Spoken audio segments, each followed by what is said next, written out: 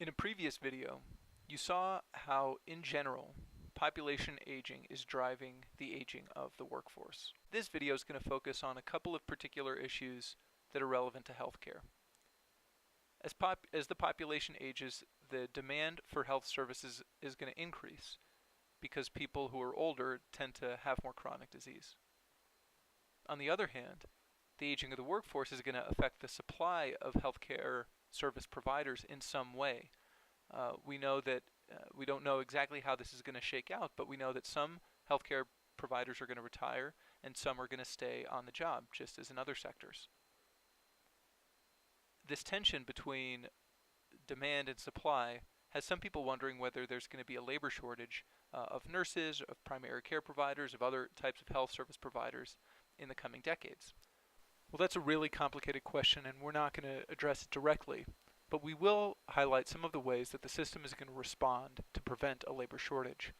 I'm being a little bit facetious with the title here. The forces that we're talking about in this video are beyond, for the most part, the control of any one person.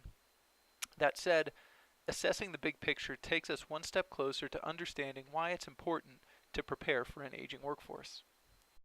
Efforts to recruit new health professionals into the field are already underway and showing some initial success.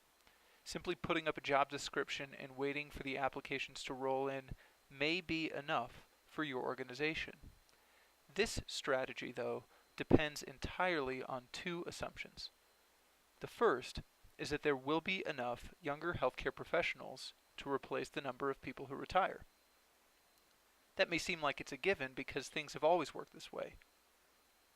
Demographers and economists have doubts, though, given the size of the baby boom generation, whether there will be enough people to fill the open positions.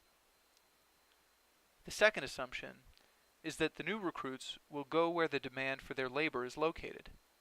While, again, it would make intuitive sense that this is a given, there is reason to believe that younger recruits may not be willing to go anywhere for a job. Millennials place a high value on where they live and may be less likely to move to rural areas or work in challenging work environments like nursing homes. So depending on the type and location of your organization, you may need to rely on some of these other strategies. For a whole host of reasons, not the least of which is the Affordable Care Act, healthcare organizations are increasingly trying to do more with less. This includes trying to provide more service with fewer workers. Healthcare organizations will be trying to find strategies to increase the productivity of each individual healthcare worker, the way that automobile manufacturers sought to increase the productivity of automobile workers during the 20th century.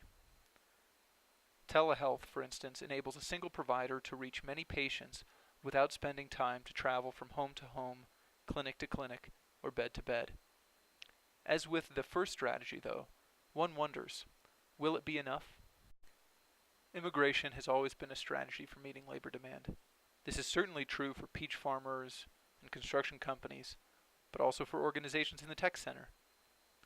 Some healthcare organizations will have to rely on workers from other countries to help provide health services to meet the demands of an aging population.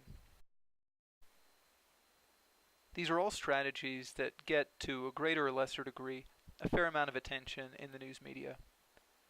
An often neglected but equally important strategy is to optimize the skills and experience of older workers through deliberate steps to recruit, retain, and sustain them. While age is associated with changing physical abilities, physical stamina is not the only factor that influences the quality of care a worker can provide. Older healthcare workers carry with them a lifetime of lessons learned. They often have a great deal of loyalty to their employers and a deep commitment to serving patients. Why wouldn't a healthcare organization take small, practical steps to take advantage of the value that older workers bring to the table?